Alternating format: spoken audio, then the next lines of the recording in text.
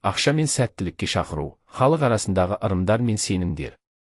Егер қара мысық жолыңызды кесіп өтсе, уайымдамаңыз. Сол сәтте оң иығыңыздың үстінен 3 рет түкіріп қойсаңыз, ол сәтсіздікті кетіріп, ойламаған жерден ақша келуіне себеп болады. Көшеде жатқан тиынды көрсеңіз, бірден ала жүгірмеңіз. Ол бөтен адамның проблемасы болуы мүмкін, ал сіз оны өзіңізбен бірге үйге алып келесіз. Егер қатарынан 5 рет түшкіріп қалсаңыз, сол сәтте ішкі қалауыңызды ойша айтып үлгеріңіз. Халық сенімінде мұндайда тілек орындалады дейді.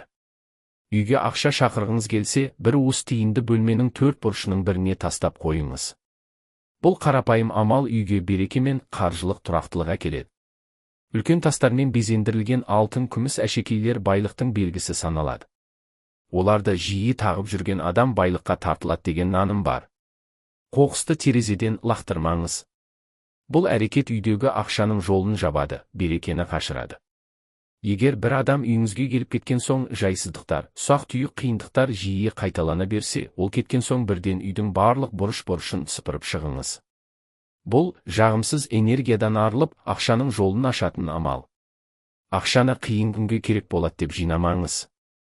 Мұндай ой ақшаны қашырады. Ақшаны тек жақсылыққа, үлкен мақсатқа арнап жинаңыз. Ниетіңізде, себебіңізде жарық болсын, сол кезде сәттілік есігі ашылады. Таңертеңгі кофеңізге аздаған даршын, корица қосып ішсеңіз, бұл ақша энергиясын күшейтеді дейді. Бұл да сәттілікке жол ашатын ұсақ, бірақ тиімді амал. Ай сайын төлейтін чектер мен квитанцияларды ұқыпты, әдемі қызыл түсті папкада сақтаған жөн. Қызыл түс молшылық пен энергияның түсі, ал ұқыптылық ақшаны бағалаудың белгісі.